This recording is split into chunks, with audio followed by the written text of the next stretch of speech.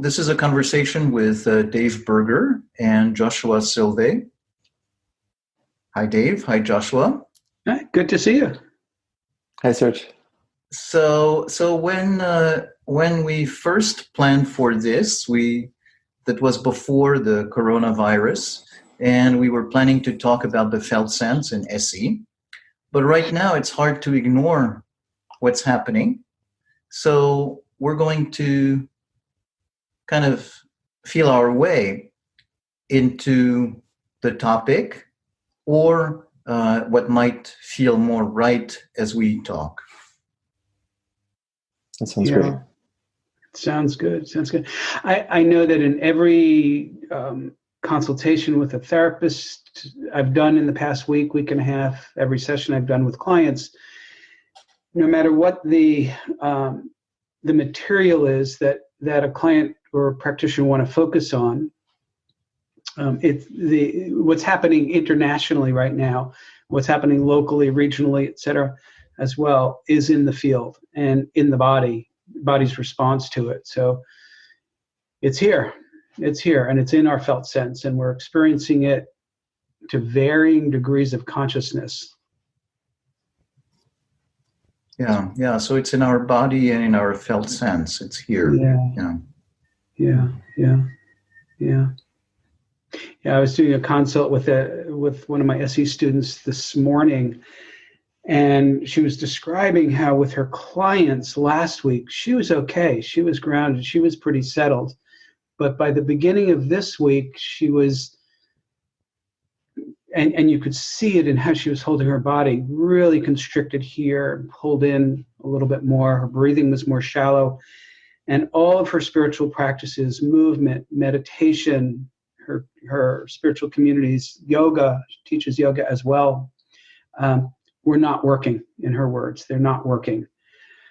And she was experiencing what we discussed together was real compassion exhaustion beyond fatigue. She was exhausted holding all of this. So we did quite a bit of work with the constriction and opening and constriction and opening into a felt sense of a little more expansion.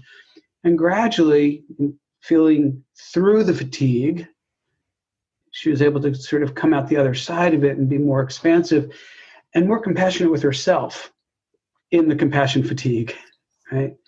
And felt a lot more settled. And that felt sense of moving into the constriction a little bit and expanding out of it, and gradually, sort of like that accordion, right? The accordion really welcomed her back. She was able to welcome herself back out of that exhaustion, that fatigue, and into a place of really, I think, more self-compassion as well.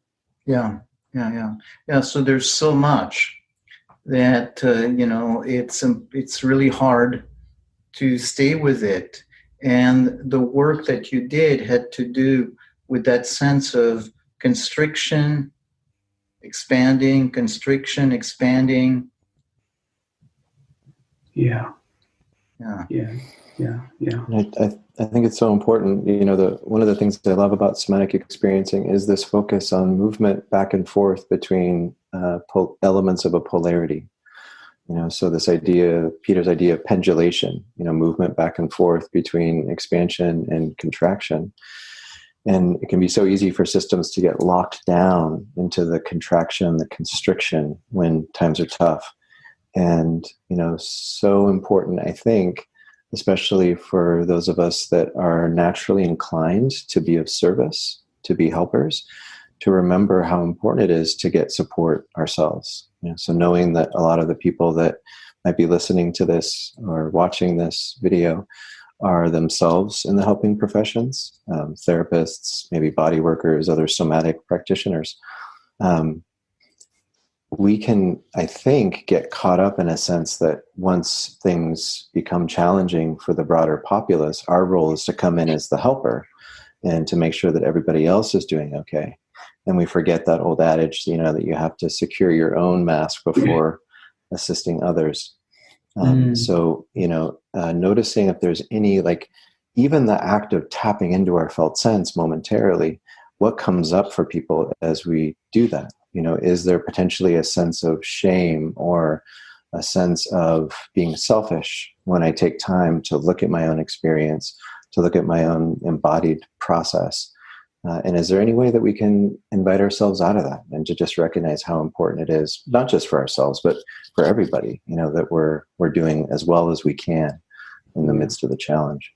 Yeah. So you're describing, in this time when we talk so much about lockdown, you're describing the possibility of being in a lockdown with a role of helper. And being locked down there means a sense of great difficulty in stepping into ourselves and encountering shame if we try to pay attention to ourselves, and that is counterproductive. Yeah, and it's such an interesting term, right? The term lockdown. That in many ways is the nature of being traumatized. We're locked down. We're locked into a very limited range, and the idea, the concept that Joshua was talking about in terms of pendulation is about rhythmicity.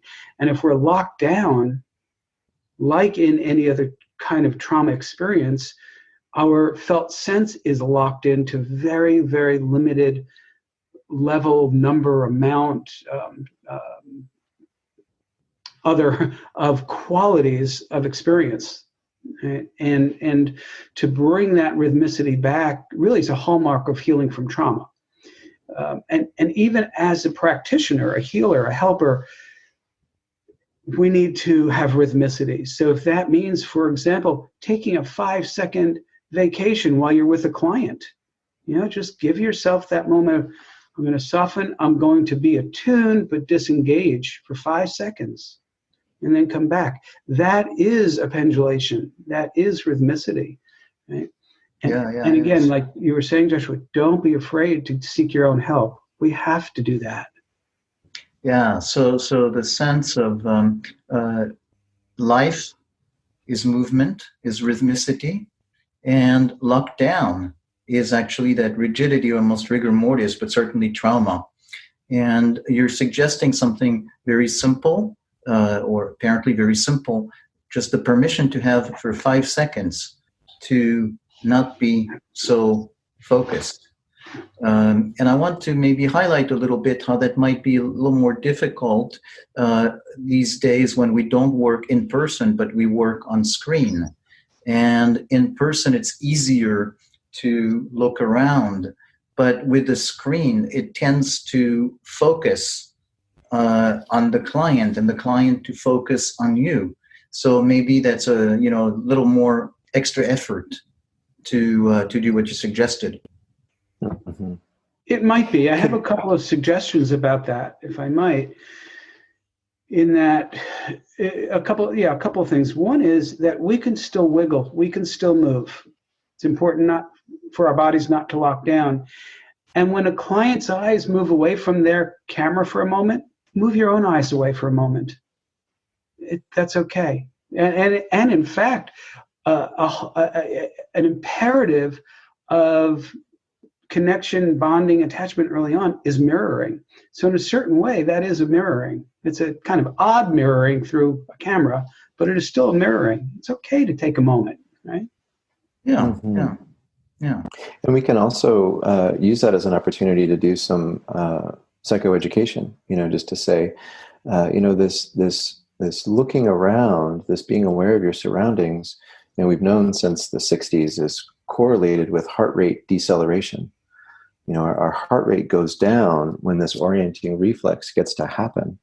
And, we know additionally now that it makes things like the default mode network less active, and it may help us to not be spinning out in, what Peter called the trauma vortex in our day-to-day living. And so the more that we actually get grounded in checking out our surroundings, the better. So I might even, with my clients, just say, hey, let's just take a minute and do this together, and take a moment, settle a little bit, and then come back.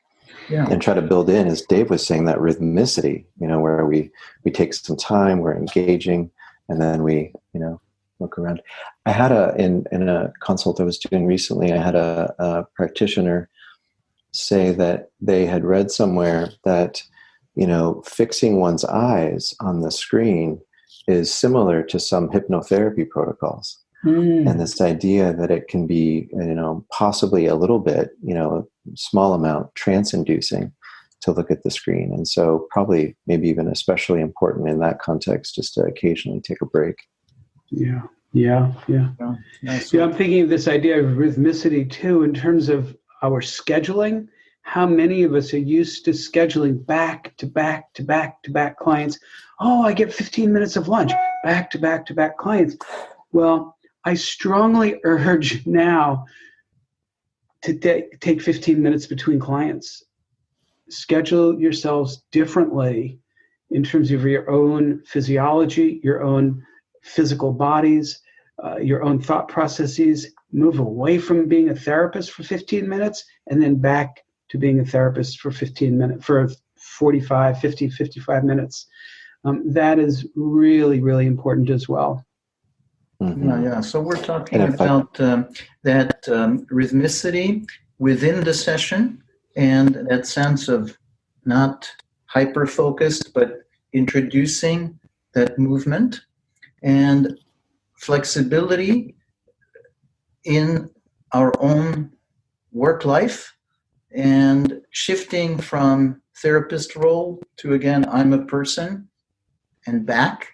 And maybe having that sense of that back and forth being embodied, throughout our workday. Yes. Yeah. I want to get a little toy.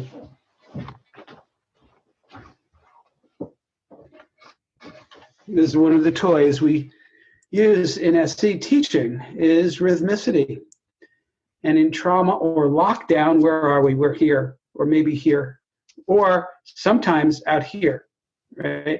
But we don't have a full range of a felt sense, an experience from within, of emotions, of movement. So we really want to support practitioners and clients in finding this again. Yeah. Holborn Spear, it's called. Wonderful. Yeah.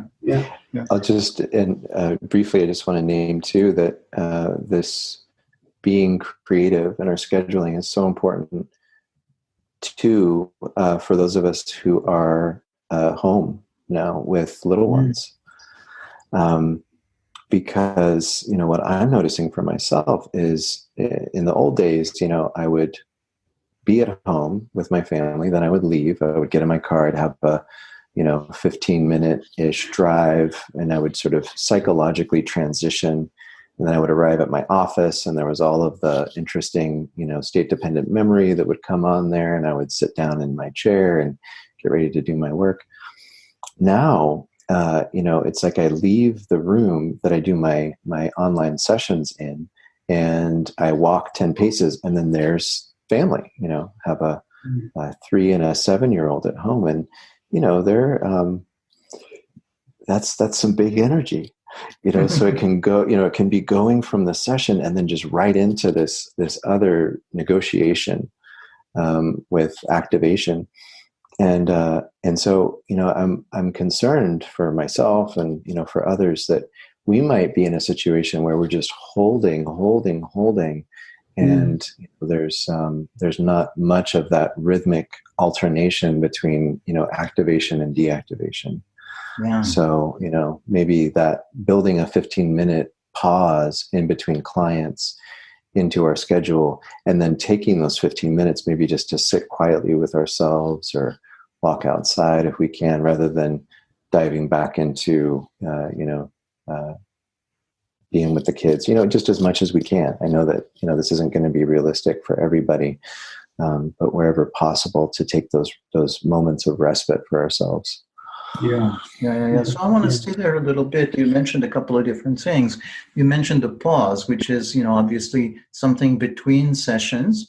And you mentioned the thing about being in the home and not having that buffer zone, that no man's land between the two countries, but just it happens instantly, and we don't have the time to manage the transition. And so the common point is between clients managing the transitions. And managing the transitions is essentially reconnecting to our own experience, as opposed to just mechanically going from, I'm here where I'm needed and I'm of service to this person, and I'm here where I'm needed and I'm doing this, or here I'm with my kids and they want that. But, just kind of coming back to here I am and I exist, and how do I feel, something of that nature. Yeah, yeah. And then there's the importance of, for example, those 15 feet between you and your kids. Can you feel your feet walking there, right? Can you drop in even that way in a walking meditation, or don't even need to use the word meditation, but an awareness of the movement of self, of body self, in that transition. And then there's the other kind of end of that continuum too, where I'm in a home office, I'm on the screen, and then when I leave my home office, there is nobody else. So there is no shifting of relational dynamics beyond that. And there may be many practitioners in that situation too who can't go to their yoga class in the evening, or to the gym, or walk with a friend close. You've got to walk physically distanced. So in so many scenarios, the dynamics have changed. What do we need to do to go with that change for now? And the awareness of it is what the felt sense is, right? The internal experience, and then can it be verbalized, even verbalized out loud to yourself. Is important to externalize it. Many different variations of this theme. Yeah. So what you're pointing out is, say, for instance, what you said at the beginning about walking mindfully. It's not an exercise in mindfulness as something abstract, but is paying attention to the physical experience of walking is a way of drawing your attention into yourself. So it's really about, who's inside, what's happening inside, who am I? Yeah. I had this interesting experience a number of days ago, where I was walking. I live in a very walkable neighborhood, and I was walking up the street, and as we're doing now, we're seeing people physically distance, and two people are coming and a little too close. What happens? One or both are supposed to move away, and so I'm feeling my body do this, and then I'm thinking, oh, how's that person responding to me? And I had that brief moment, oh, that person might be dangerous because they might have the virus, right? And I put that away, and then got to thinking, wow, what else might this be tapping into from someone's history? Right? So this, oh, they're dangerous thought in this transmission, right? And then walking on. Well, that's what we do. That's what we see. That's what someone can experience when they're in a population that's underrepresented. Sort of name your ism in a way, right? Oh, they don't look like me. I'm going to move away because they're dangerous. Then there's the thought, virus, possibly dangerous, right? So can I, as the person who's moving away, be very conscious of moving my body away, but not disconnect, not project out these emotions, these thought processes that are from stories from someone else I've heard, or from personal experience that way. How do I experience those in my own being, in my own body, in my own felt sense? Yeah. So there's a reality to the fact that when we are observing social distancing, we are acting on that perception. You are other, and therefore you are danger. And there is a risk that people who have been socialized by being othered and potentially dangerous, that this reinforces the trauma. And so that navigating that zone between distancing but also connecting, or not disconnecting. Right. And so, since we're speaking about isms, so many different enactments of marginalization and oppression over the last few centuries have revolved also around this idea of people as being dirty. Like the other is often seen as living in squalid conditions, or in some other way living some kind of lifestyle that makes them less clean. And I really think that this historical moment is an interesting time to reflect on these sorts of notions that we get of other people as less clean or less pure in some way than ourselves. And really notice that as I'm out in the world, like let's say hiking on the trail, and we're trying to give each other lots of space, I'm doing extra in terms of trying to show up and have some ventral connection with people, ventral vagal social engagement, just to try to, in whatever way I can, help our collective system to settle a little bit, so that any tendencies to be in that space of you're not a safe person, you're maybe not a clean person that I want to be around, that we can try to mitigate that as much as possible. Yeah. And so you bring it to the notion of ventral vagal, and so to that notion of managing activation, knowing which part of our nervous system is engaged, and in which part of our nervous system is engaged, how it may resonate with the other person, and more dramatically reinforce some patterns there. And so that sense of in the distancing, managing, how we use social engagement to create more calm. Right. Yeah. We need to physically distance, but we don't need to socially distance. Yeah. And when I need to give more space, move around or speak at a distance with somebody, can I hold the intention that I'm with you, I want to be with you, I want to connect, I'm just physically further away. That way. Yeah. And so maybe that might be helped a little bit by the sense that we're all in the same boat. Yeah. Isn't it interesting? I can't remember who I heard say this first. It was sometime last week. How this distancing, this requirement, demand in some places, requirement, recommendation in other places, of being further physically apart is actually in some ways bringing us closer together. The world is in this together. In it together. Can we act like that now? Yeah. Can we function like that? Yeah. So in that paradoxical way, that we become more conscious, that we're all inhabiting that same world. Yeah. Spaceship Earth. And just to name too, one of the things that I'm hearing from folks as we're having these larger discussions about, the pandemic, is that we're all in the same boat in terms of facing, this virus and what it's doing to ourselves, our families, our communities, the economy, all that stuff. But then there are ways in which different people are impacted differently, and so some people, for instance, we talk a lot about, shelter in place, stay home, stay safe. For people who are houseless, they're having a really different experience of this whole period of time, to think too about how,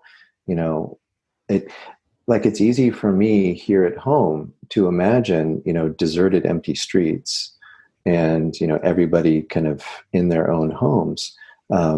But I know that that's not what's actually going on, and so it's kind of,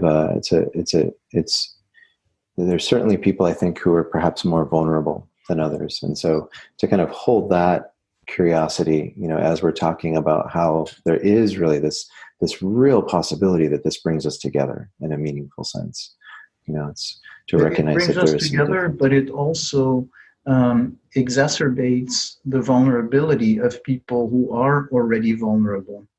And in that sense, it might actually make it more of a chasm because we have a relative safety despite all the uncertainty and the danger compared to people who are much more vulnerable.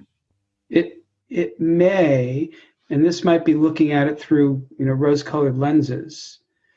It might also give those of us with varying different kinds of privilege an opportunity to realize that we too are very vulnerable. And might we be able to see the vulnerability of others that might be vulnerable not because of the virus, but because of other circumstances, economic, race, gender identification, etc. Right? So it's interesting. We were talking earlier about the tendency for people who are in helping professions to have compassion fatigue. And we talked about the need to move out of that, to breathe out of it a bit. And now we're talking about a different kind of compassion, which is not to forget ourselves into being of service, but into having that broader awareness through our own suffering, our own sense of vulnerability, of how much vulnerability there is in the world, and maybe find a way to be united through that. I love that. Yeah, that's wonderfully said. Is this a good place to end, or would you feel like you want to add something? I feel like it's quite good. Yeah. No, there's a warmth in me, having had you sort of tie things together in that way, Serge. And it's just been a really sweet conversation. It's been fun, just to see the different things that people say and what that brings up in each of us. And great to leave off here. Yeah, I agree. Well, thanks for actually pointing this. I do feel a sense of warmth and connection. And in a way, I feel more connected to the two of you than if we had in different times, a conversation. So I do appreciate that sense of connection we've had. Thank you. Yeah. Thank you very much. Thank you so much, Serge. Yeah. Thanks. Thank you. Therapists, we can help people support each other. See relationalimplicit.com/volunteer.